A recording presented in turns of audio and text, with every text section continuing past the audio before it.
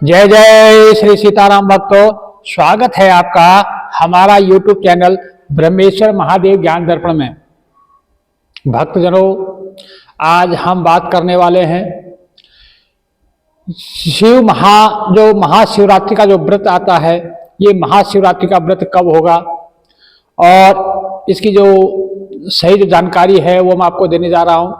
इसमें किस चीज का अभिषेक करेंगे, कब इसका अभिषेक का समय रहेगा, व्रत का समय क्या रहेगा, इसमें किस चीज की से हम भगवान का अभिषेक करेंगे तो हमें उससे क्या प्राप्ति होती है, जैसे धन की प्राप्ति है कैसे होती है, पुत्र की प्राप्ति कैसे होती है, मोक्ष की प्राप्ति कैसे होती है, अलग अलग चीजों का जो है इसमें जो अभिषेक करने का इसमें प्रावधान है भगवान भोलेनाथ को, वो सब हम जानकारी आपको देंगे। साथ ही हम बताने वाले हैं कि भाई शिवरात्रि का जो 4 पहर की पूजा का इसमें बहुत बड़ा महत्व है, वो भी हम बता रहे हैं। पूजा कैसे की जाए, क्या इसका विधान क्या है, वो सारी जानकारी हम आपको देने वाले हैं। भक्तजनों, यदि अभी तक आपने हमारे इस चैनल को सब्सक्राइब नहीं किया तो सब्सक्राइब कर लीजिएगा, और यदि हमारी वीडियो आपको अच्छी लगती है तो इसको लाइक कीजिए और शेयर जरूर कीजिएगा। इसको जो है ज़्यादा से ज़्यादा लोगों तक पहुँचाने की कोशिश कीजिएगा। हमारी कोशिश है हमारे सनातन धर्म से जुड़ी हुई जो भी जानकारियां हैं वो हर सनातनी के घर तक पहुंचे। तो इसके लिए जो है हमारा प्रयास है कि जो भी हमारे तीज त्योहार इत्यादि आते हैं उसका जो है सबको जो है उसके बारे में जानकारी पहुंचे। भक्तजनों, सबसे पहले हम बात करते हैं कि महाशिवरात्रि व्रत जो मनाया जाता है ये क्यों मनाया जाता है। भगवान भोलेनाथ, ब्रह्मा और शिव जी, माफ कीजिएगा, ब्रह्मा और विष्णु ने जब आदि काल में जब सृष्टि की उत्पत्ति के लिए जब ब्रह्मा जी जो है विष्णु जी के नाभि कमल से जब ब्रह्मा जी उत्पन्न हुए थे तो उन दोनों में जो है संघर्ष हुआ था। तो उस संघर्ष के में जो है उस समय जो है भगवान भोलेनाथ जो है, भगवान शंकर जी जो है एक अग्नि प्रचंड जो है एक अग्नि लिंग के रूप में जो है उनका जन्म हुआ था, उनका प्रकाटोत्सव हुआ था। भगवान भोलेनाथ का जो प्रकाट्य है वो एक अग्निपुंज, एक विशालकाय अग्निखंड जो है विशालकाय पत्थर के रूप में जो अग्नि स्वरूप था उस रूप में उनका जन्म हुआ था। तो वो जो ज्योतिर्लिंग के रूप में उनका जन्म हुआ था, इसीलिए इस शिवरात्रि को मनाया जाता है। और इसमें शिव और शक्ति का मिलन का भी इसमें प्रावधान है, तो इसलिए जो है इस शिवरात्रि को जो है बड़े धूमधाम से मनाया जाता है। भक्तजनों, ये शिवरात्रि जो है फाल्गुन माह के कृष्ण पक्षी चतुर्दशी तिथि के दिन मध्य रात्रि में जो है भगवान भोलेनाथ से अग्निपुंज के रूप में प्रकाट्य हुए थे। तो इसलिए इनका जो है इस दिन जो है अर्धरात्रि में जो मध्य रात्रि में ही इनका पूजन का विशेष महत्व होता है। तो इस बार जो है ये 8 मार्च 2024 शुक्रवार को जो है महाशिवरात्रि का व्रत पड़ेगा। भक्तजनों, जो चतुर्दशी तिथि का प्रारंभ है वो 8 तारीख की रात्रि में 9:58 से 8 तारीख को रात्रि में 9:58 से जो है चतुर्दशी तिथि प्रारंभ हो रही है, और 9 तारीख को शाम को 6:18 पे जो है चतुर्दशी तिथि संपन्न हो रही है। क्योंकि अब बहुत से लोग जो है इसमें कंफ्यूज हो जाते हैं, क्योंकि उदया तिथि के अनुसार तो जो है 9 तारीख को ही जो है शिवरात्रि होनी चाहिए। माफ कीजिएगा, क्योंकि भगवान भोलेनाथ का जो प्रकाट्य हुआ था वो मध्य रात्रि, चतुर्दशी की मध्य रात्रि में हुआ था, इसलिए शिवरात्रि का मतलब ही होता है कि रात्रि। शिव शक्ति का मिलन भी जो हुआ था रात्रि में ही हुआ था, इसीलिए जो है इस शिवरात्रि का जो है मध्य रात्रि का पूजन का इसका विशेष महत्व होता है। इसलिए ये 8 मार्च 2024 को जो है महाशिवरात्रि मनाई जाएगी। भक्तजनों, शिवरात्रि का व्रत का जैसे सभी व्रतों का नियम होता है वैसे मैं पहले बता चुका हूँ, क्योंकि इसमें जो है त्रयोदशी को दिन सात्विक आहार लेना होता है। कहीं कहीं तो लोग जो है त्रयोदशी को व्रत रख करके एक दिन शाम को जो है सात्विक भोजन अन्न ग्रहण करते हैं, और कहीं कहीं जो है त्रयोदशी के दिन जो है जो है सात्विक भोजन ग्रहण करते हैं। उस दिन रात्रि को ब्रह्मचर्य का पालन करना होता है, भूमि में शयन करना होता है।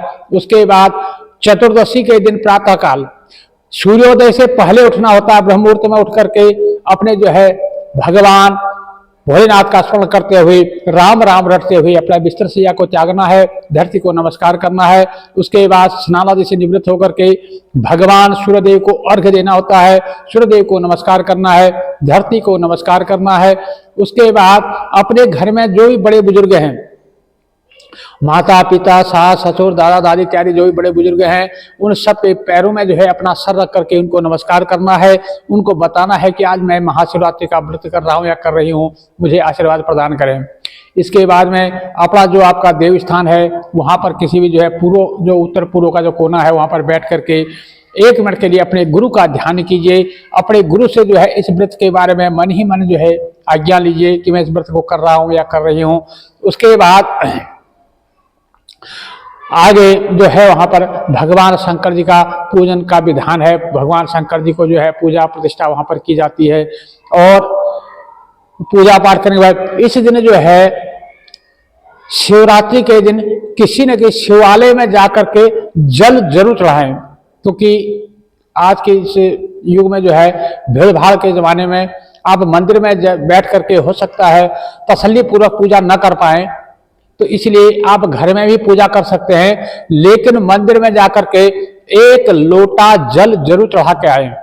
भगवान भोलेनाथ को 1 लोटा जल जरूर चढ़ाए के शिवालय में जाकर के, जो भी आपके आसपास में शिव मंदिर है, क्योंकि इस दिन जो है इस महाशिवरात्रि के दिन भगवान भोलेनाथ जो है पत्थर पत्थर कंकड़ कंकड़ में जो है शंकर विराजमान होते हैं। इसलिए जाकर के आपके पास जो भी मंदिर है उसी को जो है ज्योतिर्लिंग मान करके उसमें जो है अभिषेक जरूर करना है। अभिषेक के लिए आपको अपने घर से ही जल का लोटा लेके जाना है। उस जल के लोटे में जो है दूध, दही, घी, शक्कर और शहद, ये पंचामृत बना करके आप लेके जाएं। इस पंचामृत से युक्त जल से जो है भगवान भोलेनाथ का जो है अभिषेक करना चाहिए। इस पंचामृत का स्नान कराने से भोलेनाथ अति प्रसन्न होते हैं। इस महाशिवरात्रि के दिन भगवान भोलेनाथ को बिल्व पत्र जरूर चढ़ाएं। आप जो है बिल्व पत्र लेकर के, क्योंकि मैं आपको फिर बता दूं, मैंने पहले बताया हुआ है कि 3 पत्ती वाला जो बिल्व पत्र होता है, तो वो 3 संयुक्त हो तो वो 1 पत्ता माना जाता है। वो किसी प्रकार से खंडित ना हो, किसी प्रकार से कटा फटा ना हो, तो ऐसा जो पत्ता है वो 1 पत्ता गिना जाता है। उसको उल्टा रख करके जो चिकना साइड है वो पिंडी के ऊपर रखना है। तो इस प्रकार से जो है कम से कम 11 पत्ते, 5 पत्ते, 7 पत्ते, 21 पत्ते, 108 पत्ते, जितना आप चढ़ा सकते हैं भगवान को चढ़ाएं। कम से कम 1 पत्ता भी आप चढ़ा सकते हैं, क्योंकि भगवान भोलेनाथ जो है उनका नाम ही भोला है। आप उनकी पूजा जैसे मर्जी करें, आप जैसे मर्जी करते हैं, वो अति भूत भान भोलेनाथ जो अति प्रसन्न होते हैं। इसलिए आप बेलपत्र जरूर चढ़ाएं।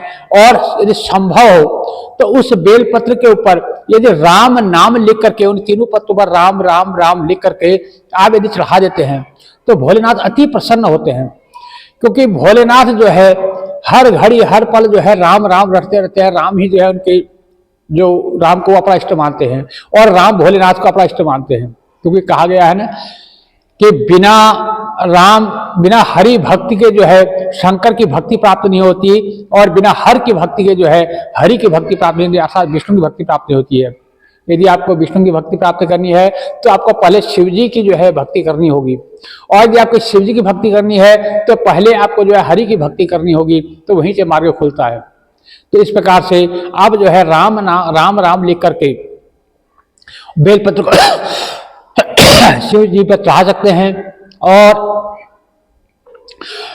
नहीं तो आप यदि राम नाम नहीं भी लिख पाते हैं तो कम से कम उस पर सफेद चंदन का टीका जो है 3 पत्तों पर लगा करके, बिंदी रख करके या ओम नमः शिवाय लिख करके भगवान को जरूर चढ़ाएं। तो इस प्रकार से भगवान भोलेनाथ को जो है अभिषेक करें, काले तिलों का अभिषेक करें। और एक चीज याद रखें, भगवान भोलेनाथ को तुलसी का पत्ता नहीं चढ़ाया जाता है, बल्कि भगवान भोलेनाथ को तुलसी की मंजरी चढ़ाई जाती है। भगवान भोलेनाथ को बेलपत्र है, भांग है, धतूरा है इत्यादि उनको चढ़ाना चाहिए।